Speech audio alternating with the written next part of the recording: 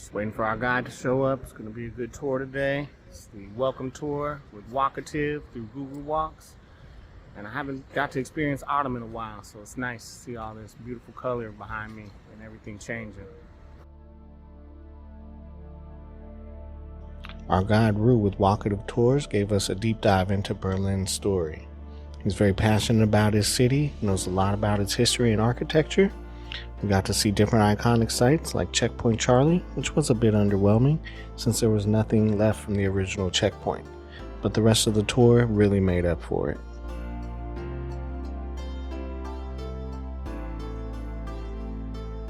Two branches of the river. Branch 1, we will cross branch 2 in a second. It has 6 museums on it. It's called Museum Island. Nice and simple. Yeah, again, great way of naming things.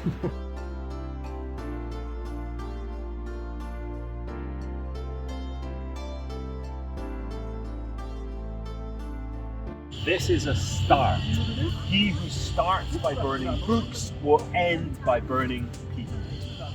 So, pretty dark quote, that one.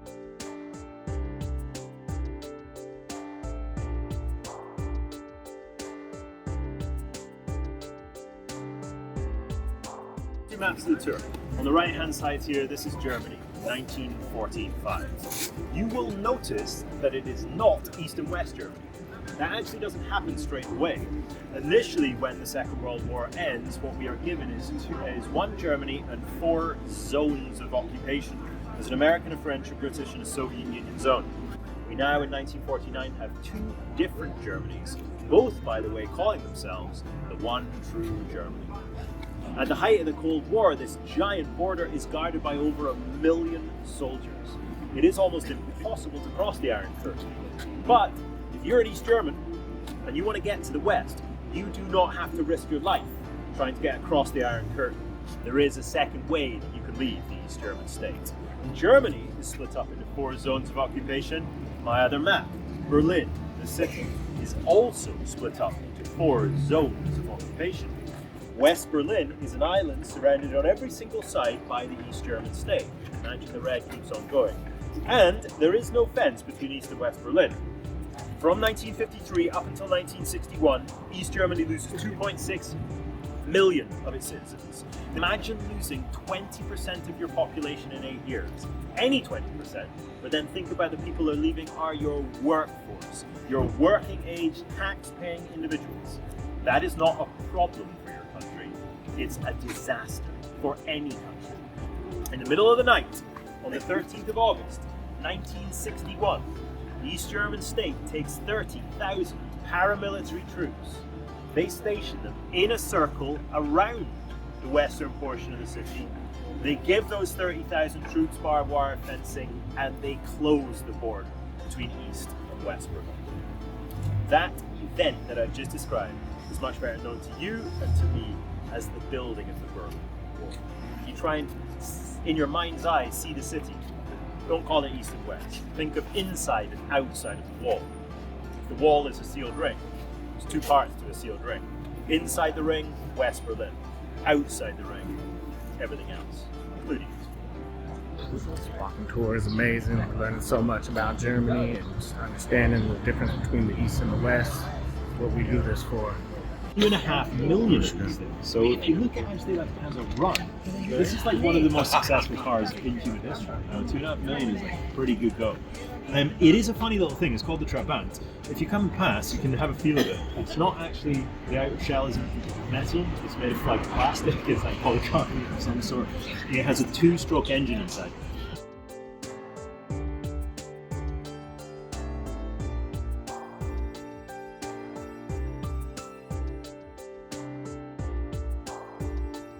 The war had been lost by the Third Reich many years, in fact, before 1945. But Hitler, he's down there directing what is left of this thing, pushing it to its grimmest of conclusions. Because the end of the war, it is grim for everybody involved. And the last piece of footage that we actually have of Adolf Hitler, the last moving images that were ever taken of the man, they were taken in where we're standing, actually. Just about. We don't know exactly where, it's difficult to see from the angle, but this little clip is up on YouTube, by the way. It's 10 seconds long. I advise anybody here, if you have an interest in the subject, go and check it out. The war does come to an end, as we all know, and it comes to an end directly as a result of the death of Adolf Hitler. The Nazi regime basically fights on until the minute that guy dies. He is not killed, he's not assassinated, he kills himself. He's given that luxury in this world. Before he does that, he marries his longtime girlfriend, a woman called Eva Braun, down in the bunker system below our feet.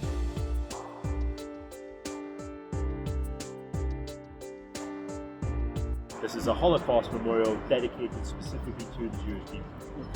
Now, this one has been here not a very long time. It's been here since 2005. And it has always been a very controversial memorial since that date, for a number of different reasons. So let's go for reason one. 2005 is a long time after 1945.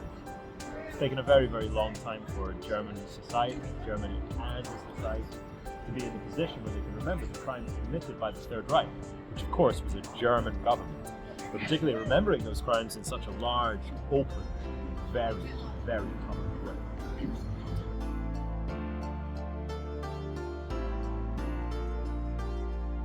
Goddess of Peace, and she was up on top of there to invite the peoples of the world into the city of Berlin.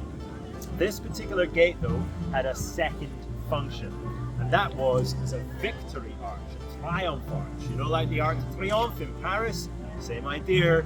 It's an old school Roman thing. The idea is that when you win a war, you get all your soldiers together, you dress up in your best looking armor, shiniest looking gear, and you march through the arch. Napoleon, when he actually came through Berlin, he beat the Prussians, crushed their army, and he stole the quadriga, stole the 4 horses from the top of the gate, and took it back to Paris with him. He then eventually gets beaten at Waterloo by basically the entire European continent. And the King of Prussia, he's obviously pretty angry with Mr. Napoleon, so he heads down to Paris, finds the quadriga, brings it back, sticks it back up on top. Once she was known as Irene, the Greek goddess of peace. Now forever she has been renamed Victoria, the Roman goddess of victory over the French. And you'll notice this day she looks down onto that building in the corner, which is the French embassy. Right, guys, that's the end of the walking tour for today. Thank you so much for watching. I hope you learned something just like I did. If you like this kind of content, smash that like button, give me a comment, let me know what you think, and we'll be doing more videos like this because we have 3 more weeks here in Europe. So stay tuned, and thank you so much for watching.